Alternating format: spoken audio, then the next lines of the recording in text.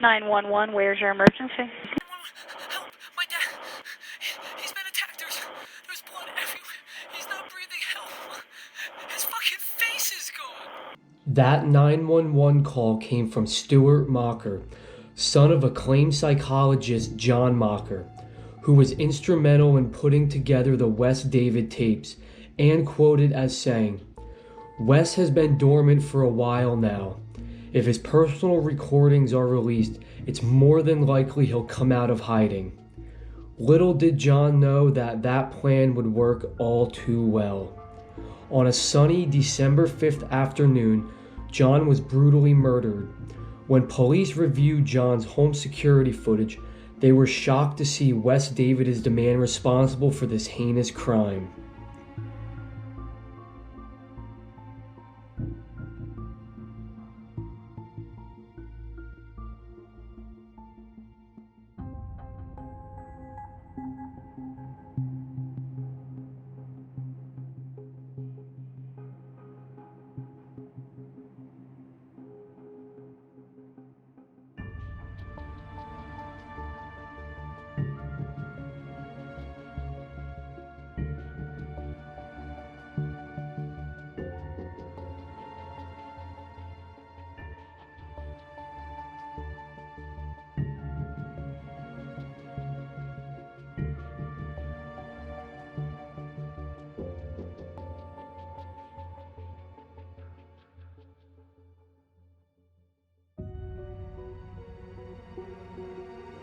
The figure in the video is unexplainable. After the murder, Wes savagely mutilated John's body and took the clothes off his back along with a few other items. In the next month, there were 5 more murders, and one victim who was able to fight off Wes. The day after the attack on the surviving victim, a letter and tape was left at the police station.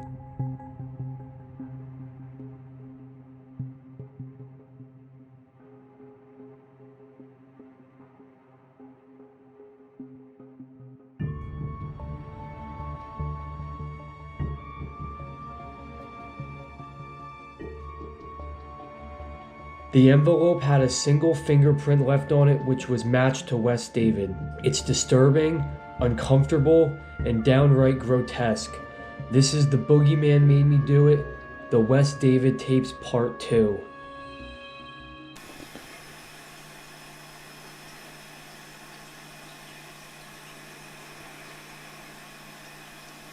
I didn't disappear.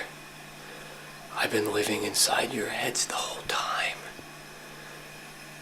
Taking someone's private property and broadcasting it for the world to see is a big no-no. He was not happy. He was upset. So we had to pay the man responsible a little visit.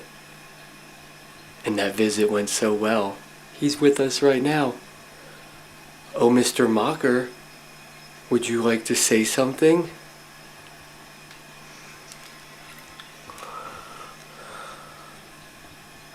I'm sorry, Wes, for broadcasting your personal art for the whole world to see.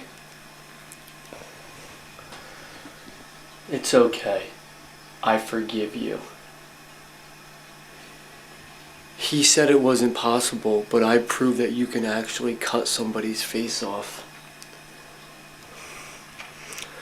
Year after year, you've pushed me and pushed me. Year after year. Push after push. And when I push back, you make me into the monster. Your society created me. Look at yourselves in the mirror.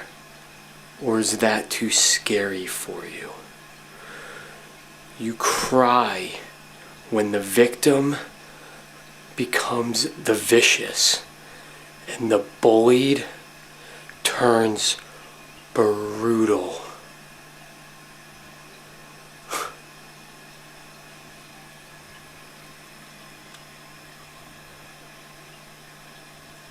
Boo.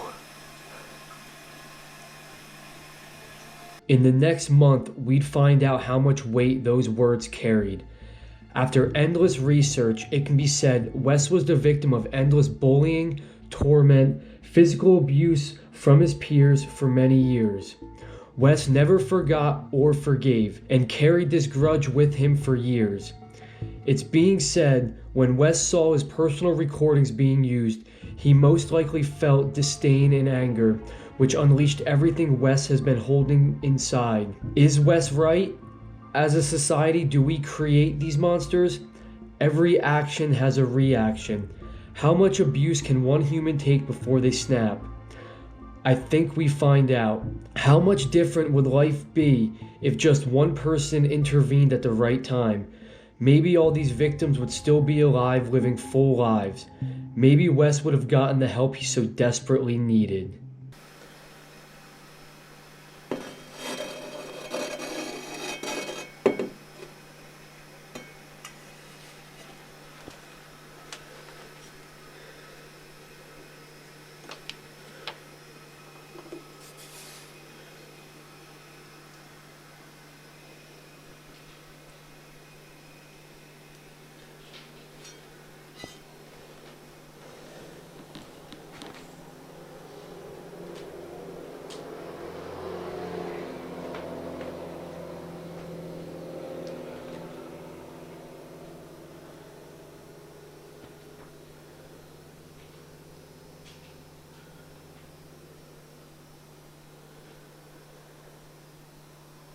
And there's a devil dancing in your head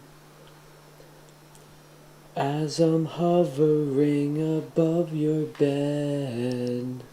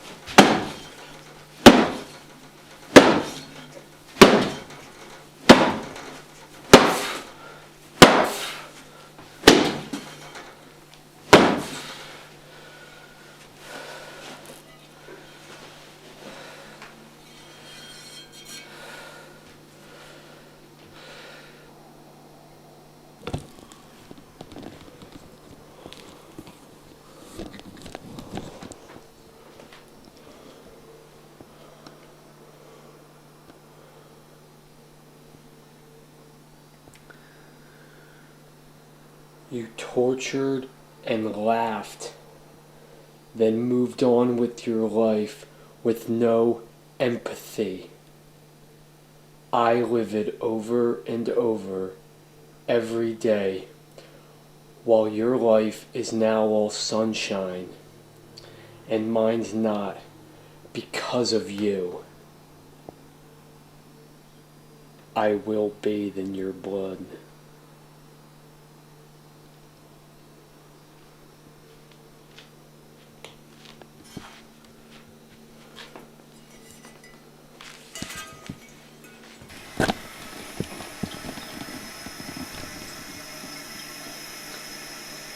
To hell it goes.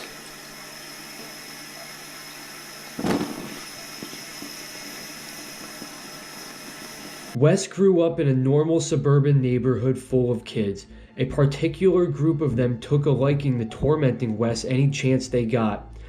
Wes's neighbors, the Prescotts, had 2 children, Chris and Lindsay Prescott. Lindsay took a liking to Wes and hung out with him, until pressure from her brother and other neighborhood kids changed that. She invited Wes to a local spot where the kids would swim. When Wes arrived, he was bombarded by rocks from Chris and other kids.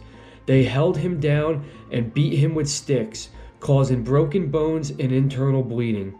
They all laughed, including Lindsay. Wes's mother is quoted as saying, "Whatever happened that day changed Wes. He was never the same. A police report was filed, but there were never any charges. I was told it's just kids being kids. On December 18th, Wes broke into Lindsay's apartment where she lived with a roommate. The roommate's throat was slashed and Lindsay was beaten to death with a baseball bat. Her heart removed from her body and set on fire in what looked like a satanic ritual. The evidence of demonic powers helping Wes were much more believable than ever before.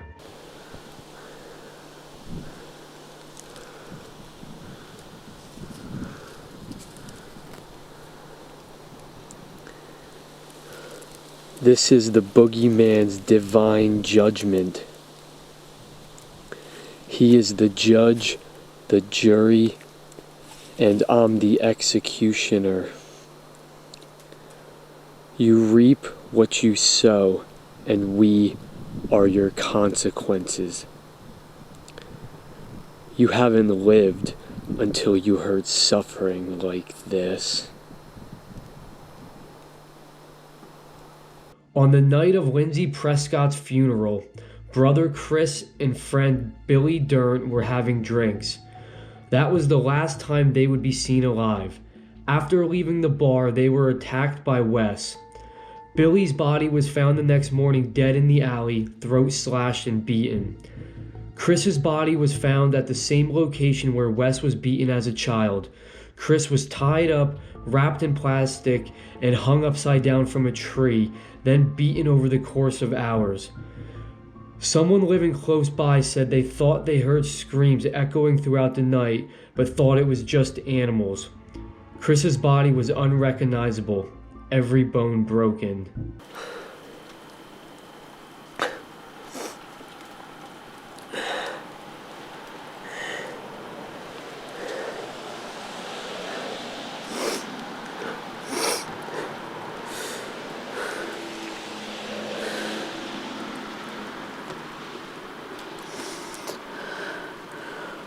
The world is a dangerous place.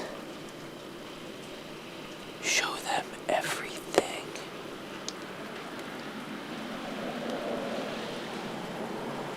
On the night of December 28th, Scott and Debbie Spaulding were leaving their home. When they got to their car, they noticed it had a flat tire. Scott went to the trunk to change the tire. When he opened the trunk, he found the spare tire was missing. A loud scream from Debbie alerted Scott to the fact that Wes David was standing in front of the car with a bat in hand. Both Debbie and Scott knew exactly who Wes was, especially Scott, as he grew up with Wes. Debbie's quoted as saying, "He just appeared out of nowhere. He was wearing a bloody mask of another man. Within seconds, the car was completely on fire. I tried to run but slipped on ice. So did my husband. Everything's kind of a blur after that. Wes beat Scott. I can still hear Scott yelling for me to run.